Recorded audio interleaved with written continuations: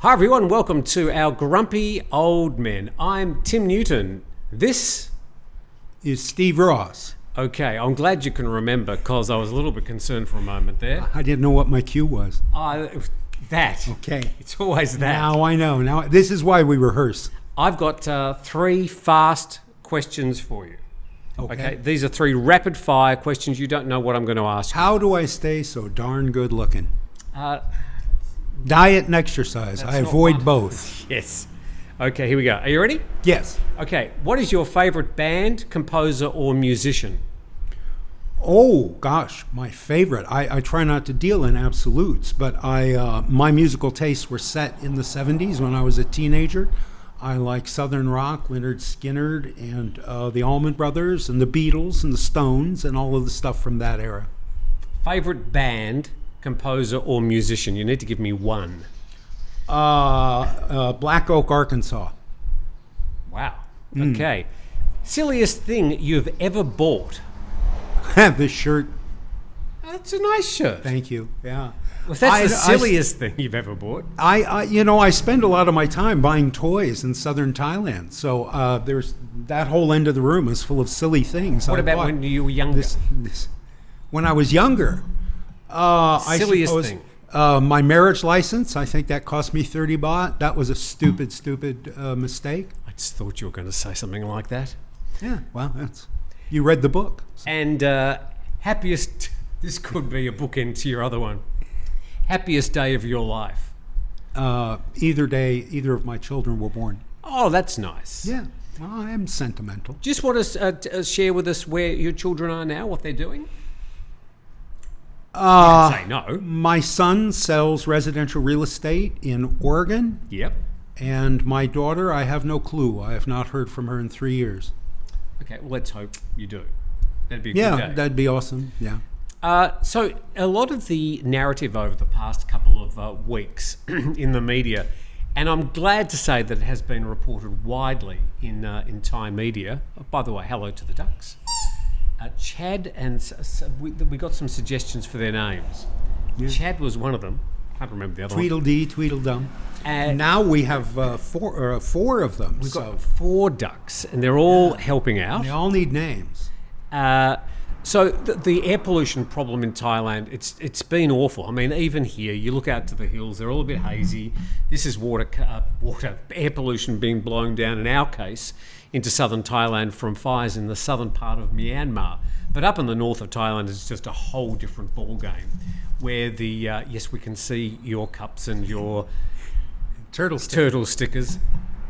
The air pollution up there has been horrendous. I mean, I'd hate to think of living up there, sort of being confined. You can't move. This is where your family is. This is where your work is. You're having to breathe in this appalling air. And 2.4 million people in the last 3 months have been committed to hospital with respiratory problems, throat, eye irritations, all sorts of things. 2.3 million? 2.4 million people. In Thailand? In Thailand. That's 1 in 25 people. They're reported by the Bangkok Post and those figures from the Public Health Department. Okay. Even if they're exaggerated, it's still maybe 1 million plus, a hell of a lot of people. Yeah. So the question is, though, some people now are saying, well, people are going to stop coming to Thailand because this publicity has gone all around the world. BBC, CNN, even Fox News have reported it, the ABC in Australia. All the media in the world are now reporting about this horrendous pollution problem. It's a new narrative for Thailand, which used to be the temples, the bars and the beaches, now the country of the air pollution. What do you think? Well, thank you. Well, yeah. Taking a moment for thought, which is a rarity, alert the media. Steve took a moment to think before he spoke. I think most people probably make their travel plans a month or 2 at least in advance. So if we see a pushback from this, it'll be a month or 2 down the road. As far as the pollution, I don't experience it. I live right on the beach. And I smoke a pack a day. If anything's going to put me in the hospital, it's going to be LM Dang cigarettes. You're sucking your own air pollution. And broccoli. So for me, because of where I live and because of my lifestyle, it's not a factor in my life, except that every evening I go on the beach with my friend T, and we sit there and we smoke and we watch the sun go down for 2 hours from 6 to 8 on Turtle Beach every night. You're welcome to join us. And the sunset for the last week has been almost nothing. You can see the disk of the sun go down into the ocean, but there's no concurrent light anywhere else in the atmosphere. There's no cloud or anything for it to bounce off. Well, there is just this mist. Whatever it's bouncing off, it gets filtered and disappears before it hits my retina. So for the last week or so, we've noticed the haze at sunset. Other than that, it used to be in the 80s, they were saying they're finally starting to report AIDS cases in Thailand. Will that stop tourism? I suppose there have been other scares when there are coups, when there are demonstrations, tsunamis. Yeah. In the short term, it probably will affect some people's travel plans. Overall, in the overall history of Thailand, all of these things are blips. It's Teflon Thailand. Yeah. What is here that draws people is always here, whether it's smoggy or not.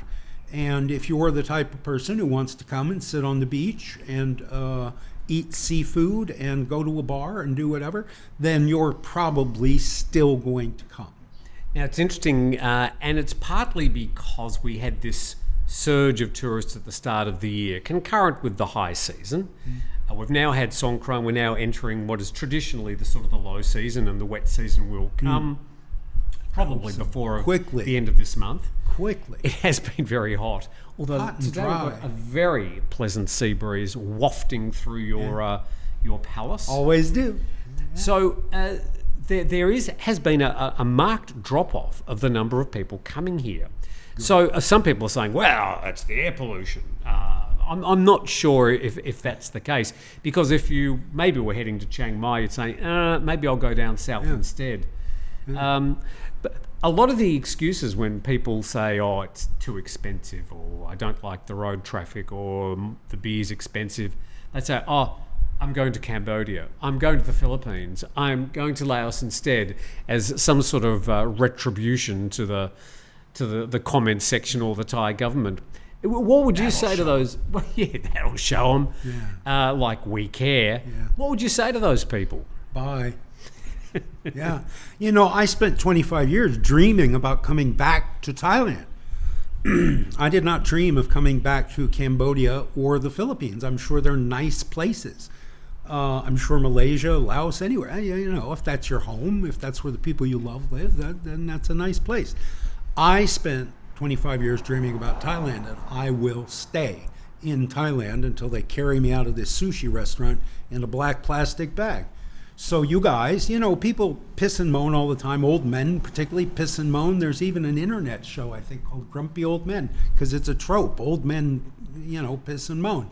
And there'll be a guy on a bar stool saying, we sexpats make up a huge part of the economy here. No, you do not. That is interesting, and we get that a lot of people saying, oh, without the sex industry, Thailand would be nothing. No, it's a tiny little piece. It is a small proportion. Agriculture and oil. Those are the two big pillars, as far as I know. You can correct me. Well, car manufacturing. Okay. That's pretty big. The agriculture, as you mentioned. Huge. As far as tourists are concerned, it's mostly families, and especially with the new groups of people coming through, like Middle Eastern, Chinese, even Indian tourists. They're mostly families. Yeah. Dad might duck off for a quick Poon Road's full of Indian men. Few moments alone. Groups of them. But they usually do come as families. So I think this is a changing dynamic. Yeah, your threat of a boycott is misguided and empty. It's an empty threat. If you don't like it, by all means, go. You won't be missed. There's plenty to complain about here. We do a half hour every week.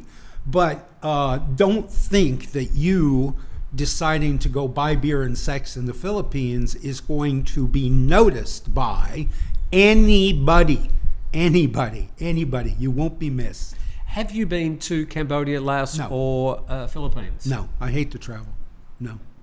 you don't mind traveling between the US and Thailand. Yes, I do. I ain't going back. No, I'm here. I hope never to get on a plane again. I don't want to leave here. Well, a little side trip. No. I have suggested to you that I would like to do this trip in Vietnam. Well, for that, I would travel, yes. And thank you. That's a very generous and lovely offer. If it comes to pass, I would be very happy with that. But otherwise, I don't have a desire to go see Vietnam. I'll go with you to do this show because, we're assuming you have a sponsor and I don't have to buy the ticket. But I will be very happy to come home to Turtle Beach and stay here. Sure. Well, it's always good to come home. Yeah. But I thought it would be interesting because partly you're not particularly interested in going to Vietnam. You've never been there before. No. And I thought it would be interesting just to sort of see Vietnam through your eyes. Well, you're welcome to do that. God knows if I go, I will tell the world about my experiences. I really don't do anything else. That's all I bring to the table is I tell you about my experiences. But, America has a very tortured history with Vietnam. The word alone brings up very dark associations. I was a teenager counting the days until my 18th birthday, and I would have to register for the draft. And watching the body bags come home on TV from Vietnam. And then I worked in the Veterans Administration, and I worked with a lot of Vietnam vets. They're sort of the oldest people in that demographic now. And it went on for 20 years as far as the US is concerned. It was just the longest running media storm just every night. Yeah, and even after it was over, everybody was interested to see what happens now. What did we change it? Did we make it more stable? No and no. And so even after America pulled out and stopped the draft and I was no longer under threat of having to go, we still watched. That was when I was becoming politically conscious. I graduated from high school in 75. So those years, say 73 to 78, were when not only my musical tastes were becoming cemented, but my politics were becoming cemented and my personal anti-war stance, which is weird for a guy who went on to spend years and years and years working for the U.S. Army. But yeah, to me, Vietnam is. I'll go and I'll be very happy to see it and everything. But I've never had a desire to go there and look. Now, I've been a couple of times, mostly to Ho Chi Minh City, but I do want to do the road from Ho Chi Minh, Saigon, up the coast to Hanoi, probably in an old car, which we'd buy there. Yeah. Anyway, I think it'd be a good story. Well, I'm perfectly willing. Of course you are. Yeah, I'm willing. Sure, who wouldn't? It's a very generous offer, and I very much appreciate it. Thank you. Now, interestingly, when I went to Ho Chi Minh City, I did go to the War Museum there. Now, I've been to many museums. I like museums. Sure. Some of the best museums I went to were in Chicago. Yeah. Amazing museums. Sure. But Museum Row, isn't there? There's this section of the town. Which I spent most of my time. I was mugged in Chicago. Not in the museum as such. No, I told you not to visit the crime museum, but did he listen? No. So the Ho Chi Minh City, the War Museum, it was a fascinating trip because it was, about as one-sided as it could possibly be. The Vietnamese, we sort of suffered through this, and the Americans came and they invaded the place and destroyed the place, and it is it's such a one-sided version, sort of to counter some of the other versions and maybe even some sort of over-glorifications of what happened there in Vietnam. But it was an atrocious war, known, by the way, in Vietnam as the Indo-Chinese War. And it went on for many years before the Americans even got involved. Oh yeah, the French were. And of course, what flowed from after that was the dreadful situation of the killing fields, what happened in Cambodia, which was then called Kampuchea for 4 years under the rule of Pol Pot. And that all stemmed from the fact of what happened in Vietnam. Yeah. Anyway, sorry world. We would like to go to Vietnam and bring you sort of the new Vietnam, because amongst those countries, Cambodia, Laos, Philippines, people are saying, "Oh, Vietnam's much better," but it doesn't have much to offer in the way of. Well, they have baguettes, I guess, and churches you can visit, Catholic churches you can visit. Not much in the way of visas, though. If you want to stay there any longer than a sort of a tourist visa, you'd struggle there. That suits me. Okay, so comments from people or a question from our viewers. One question. Tim, you're much better than Steve. Yes. Oh, Now sorry. it's from me. Sorry. I wrote that. Somebody wanted to know how you budget, because you've already shared with us that you sort of get by on a bit of a pittance. You don't live badly. No, and it's not a pittance. $1,500 is a butt ton of money, even in the United States. But you've already shared that you would be living a compromised lifestyle Yes. in the US. Yeah, but that's because it's expensive. It's not because $1,500 is a small amount of money. It's because everything is terribly expensive in the United States. I did on my channel very early on. I did an episode called Money where I go through my budget. I got a lot of the figures wrong because I don't write anything down. I don't plan anything. Like Heath Ledger says, do I look like a man with a plan? I don't. Heath Ledger said, I think. Well, no, he says it every time you watch the movie.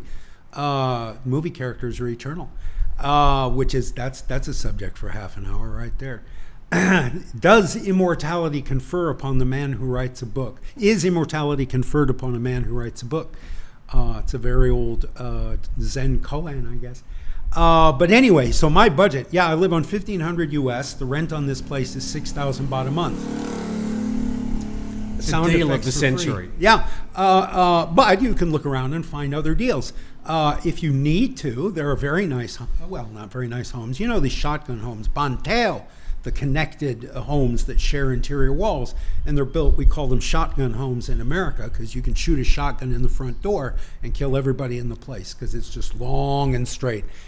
And you can get one of those for 2,000 baht right outside of town, and you're living, in the rubber grows, but it's $60 a month, and you've got a lot of space. You've got 3 rooms and a backyard and a garden. And snakes. Well, snakes, lions, and tigers and bears. They've got snakes. I have rats in my ceiling. Or they're these squirrels, these little tree squirrels. Told me that. They're not rats. They're these little tree squirrels. Oh, they're cute. And every evening I hear a cat brum, brum, brum, brum, brum, brum, brum, brum, chasing the squirrels. And when I told my neighbor T, he said, "Oh, you're so lucky to have a cat. It'll catch all those squirrels for you." So have you seen the cat?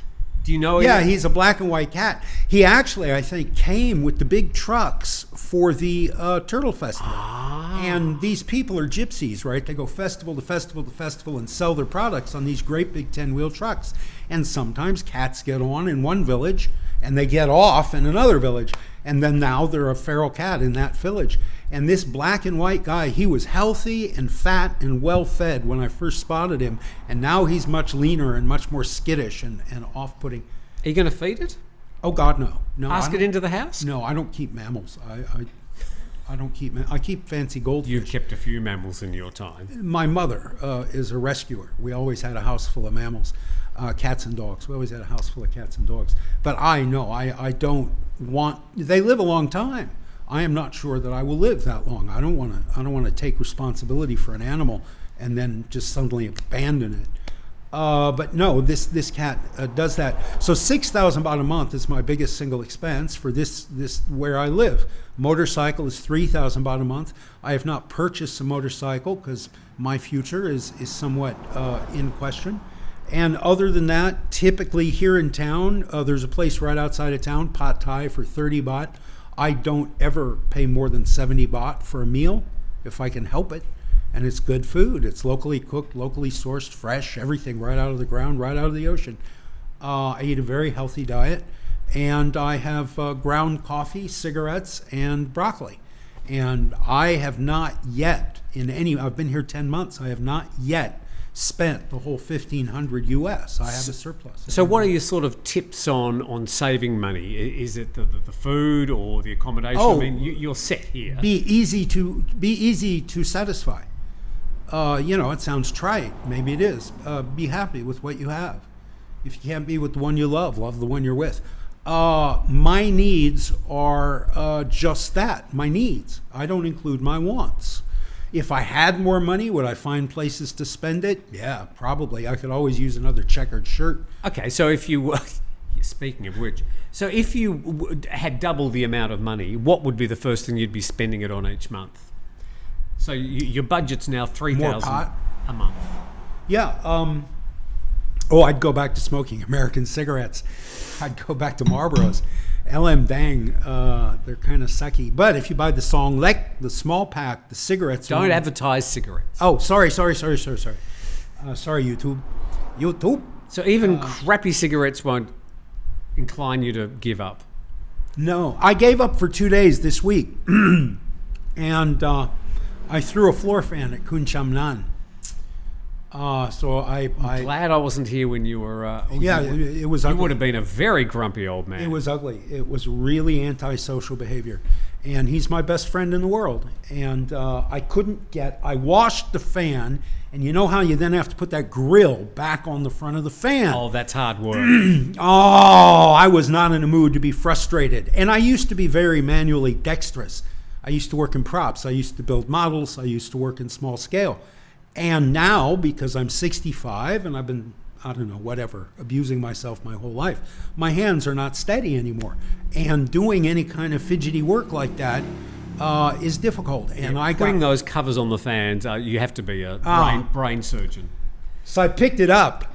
The whole thing? I picked it up. And it was plugged into the wall, and that's what saved Cham Nan. I may have busted this wall outlet, but I threw it at him. I was not intending to hurt him. I was just frustrated with this mechanical object. And I have a history of taking out my frustration on inanimate objects. I had to pay the University of Iowa for 2 keyboards. I'm animate. You're safe. People are safe with me for the most part. Little birdie just dropped in. Yeah, they come to my kitchen and they get Can I ask crumbs. you, we're looking at the camera, but beyond the camera is a window and a vacant block of land. Yeah. Which apparently is owned by the person just beyond in the big yellow house. Yeah. What I was thinking, I could rent that block of land and put something there nice, but impermanent, and I could be your next door neighbour. You could, and you're very welcome to do that. Yeah. Turn it into a bed and breakfast. The guy next door at the cannabis store is putting tents out. The broccoli store. The broccoli store. The grocery. The broccoli store. It's a grocery. The Utayan, the national park up here, rents tents for 600 baht. You can sleep in a tent. And it's very comfortable and very nice, but he's got the idea to put tents next And the national park, it's got some little beach bungalows too. It's got bungalows for... How much are they? Right now, they're about 1,000 baht. Who's this? How are you going to vote? Yeah, who's this? Berha, not Roha. Berha. Whatever party is number 5. The election in Thailand's on May the 14th. Yeah. Vote early and vote often. Yeah, and vote for the number of your choice. All of their advertising is by the number. One party's number 1, one party's number 2, one party's number 3, and they encourage you to vote for that number. This bit of land next door, he parks cars there when there's the festival, the Ginjay, the vegetarian festival, the turtle festival, when we have big events on the beach. It looks like he cut the grass by just burning it. That's just the low season. That's what everything out here looks like. But it's black. It's yeah. I think he's just gone through there with ash. That's ash. He burns like we all do. He burns the palm fronds that fall off this time of year, and then the ash blows all over his yard. I think that's what it is. You'd love having me as a next door neighbour. Sure I would. But other than that, I don't know what they're going to do with this land. It's weird because they've got it walled off on 4 sides. There's a 10-foot wall that goes around an absolutely empty. You know those container homes where you sort of get the old containers and make I could stack 3 or 4 containers. Or a tiny home, sure. Yeah, it'd be a very nice little place. Have a little swimming pool. He's storing enough roof tiles over here to tile 2 houses. Yes, he has too. Everybody, you ever notice that construction sites here, they always have leftover materials that are simply left. People will live in a house for 20 years that's got the roof tiles from construction still stacked in a corner of the yard. Sure. Well, at some stage you're going to have to replace a few roof tiles. Now, I started with 3 questions for you. Now you've got to ask me 3 random questions. All right. What is the most common insect right now in your home? Well, I've got a frog that comes in every night to say hello. It's like a sort of a It's an amphibian, I suppose. It's your spirit animal. Well, it's become a sort of the cats won't touch it. Obviously, it must be a bit poisonous or something. Yeah. But it sort of comes in every night and says hello, does a few croaks, and then goes out again. Buggers off. As far as insects are concerned, well, sadly, and just like everywhere else in Thailand, mosquitoes. Mosquitoes. Spray the room before I go to bed every night. Eesh. Well, okay. For me, it's ants. This month is ant month. It used to be ginkgo, these little red centipedes. What about the geckos crawling around the walls? Well, I think they're omnipresent, and their feces gets on absolutely everything. But they eat the mosquitoes. So, second question. What was the first Thai word you ever learned? Oh, my pet. My pet. My pet. Yeah, no spice. Don't want it spicy. Yeah. I've learnt since then, though, rather than saying my pet, which means no spice, my pet to one chef could mean something entirely different to another chef. So my pet doesn't mean that you're going to get no spice. It'll mean you'll get less spice, but less spice than a Thai who likes a lot of spice will probably be enough to put you in hospital. Yeah. So now I say masai prick, which means no chilies. Yeah. Or nung prick, one chili. Nung met, krung met, one chili or half a chili. So I learnt that before I even learnt hello, goodbye, and I don't love you. So the other three. Well, there's an episode. We'll talk about that later. I got one more question. All right. Here's something I saw asked. I see it asked frequently in fora, and we'll see what you say.